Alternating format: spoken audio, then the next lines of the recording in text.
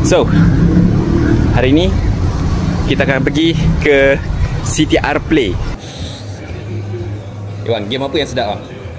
Yang mana tempat kita boleh release tension, bawa kereta, tapi bukan kereta betul lah, kereta eSIM. So kita akan tengok tempatnya macam mana. Tempat tu berdepan dengan PV16, which is PV16 ini. Ini PV16. So kita akan pergi ke tempat tu, di depan dekat kedai mamak ini, kat dalam sana. Ini dia tempatnya. So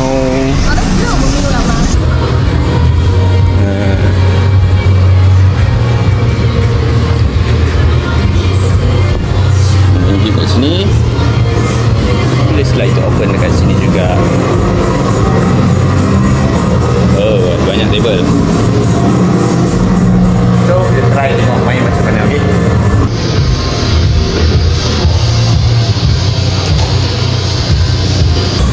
So, ini dia punya price game yang berada tu main.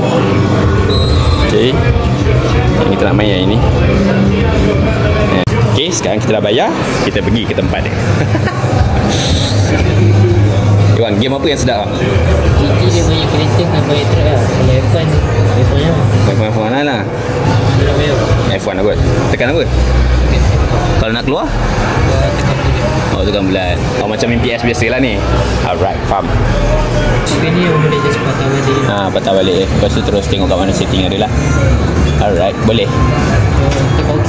Alright, thank you. Yeah, dah boleh bawa kereta.